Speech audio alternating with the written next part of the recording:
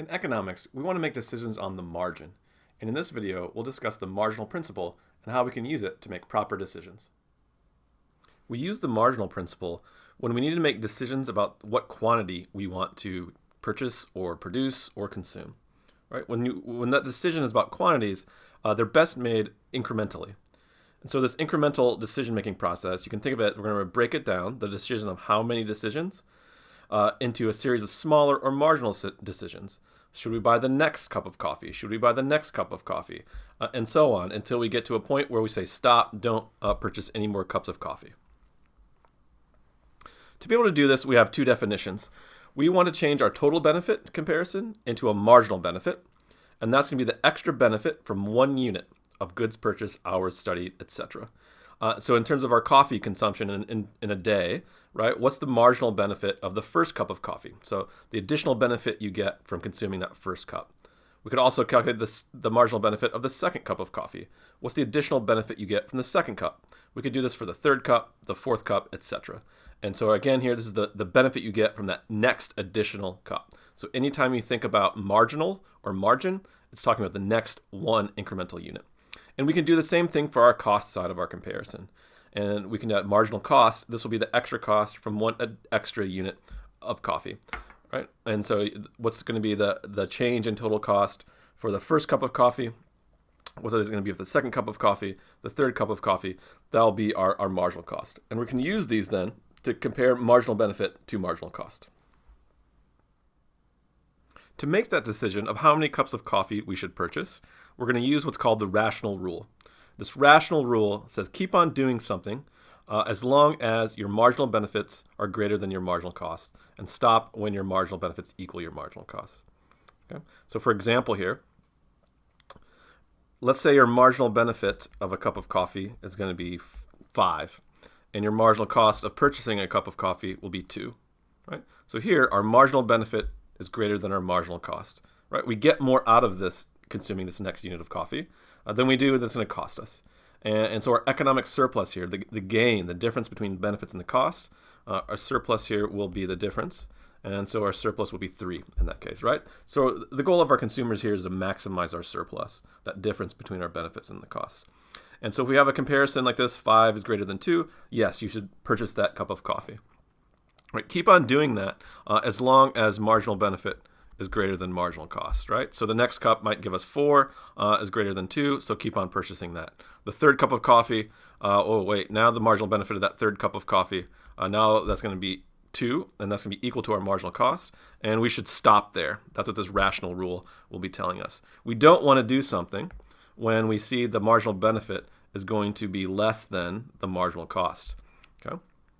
Here, it's going to cost us 2 units, and then the marginal benefit we only get 1 back. So this is going to be a negative surplus.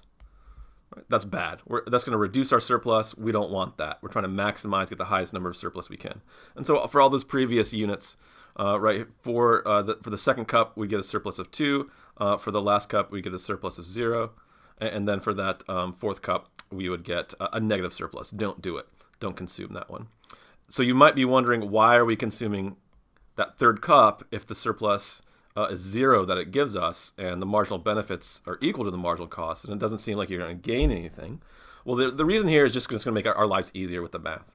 And so when we're looking for things equalize, and we put that into lines, it's going to be really easy to see where 2 lines cross when it's equal. It's going to be a mathematical formula. Then we can just set these 2 sides equal to each other, solve for something. The math's going to be easy. Okay, so you can just take my word on that, and then going forward, just remember we're always looking for where marginal benefits equal marginal cost. And finally, if you're going to follow the rational rule, that's going to maximize your economic surplus. You can think of economic surplus here as like happiness units. So what's going to give you the most happiness units? That's going to be following that rational rule of setting marginal benefit equal to marginal cost. All right. In this slide, I want to give you a practice of an exam type question that you might see. And so we're going to go back to our coffee example. You're thinking, how many cups of coffee do you want to drink in a day? The price of a coffee at Starbucks will be $3. And so this is going to be a constant marginal cost. And we can use our rational rule to decide how many cups you choose to drink to maximize your economic surplus. And so I want to do 2 things on this slide. I want to apply the rational rule of comparing marginal benefit to marginal cost to decide how many to drink, and then convince you that following that rational rule will be maximizing your economic surplus. So what we have here in the first column will be the number of cups of coffee, the first cup, second cup, third cup, and then the marginal benefit that's going to be associated with that number of cups that you drink.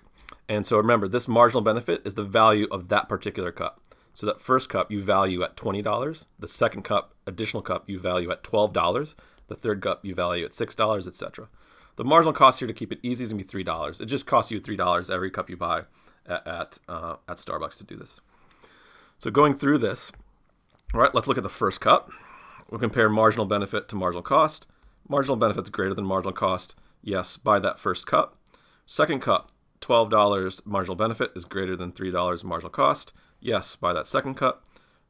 Third cup, yes, marginal benefit's greater. Buy the third cup. Stop at number 4. Right? Now we have the marginal benefit is less than the marginal cost. That's going to reduce your surplus. Like, you get negative value out of this. Like, you only value it at $2, but you're going to pay $3 to Starbucks. That's not good for happiness. Don't buy that one. And so we stop there at 3, the last cup, where we have marginal benefit greater than or equal to marginal cost. All right, now I want to calculate the economic surplus to convince you, if you follow that rule, that you'll actually maximize your surplus. And so that's just going to be the difference here between the marginal benefit and the marginal cost. So for that first cup, we get $17 of economic surplus. For the second cup, we get $9 of economic surplus. Third cup, 3. And fourth cup, we get -1. Fifth cup, we get -250.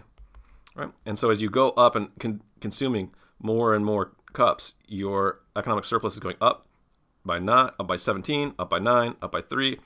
And then if you go consume any more, it's going to go back down, -1, back down some more, right? So the maximum here is going to be adding up all those as you go up, right? So the total economic surplus really is the cumulative one if we add these up.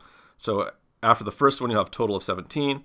After the second one, you'll have a total of 26, the 17 plus the 9. And after the third one, you will have 29, the 26 plus that 3 for that third cup. And if you keep consuming more, if you consume 4 total cups, now it'll be 28 after you subtract off that 1. And then after another one, it'll be 25.50 after you subtract off that 250. So if you follow that rational rule that we did here, you'll maximize your total economic surplus at that 29. And so you can think of this surplus as being our happiness units of what the goal of the consumer is trying to do.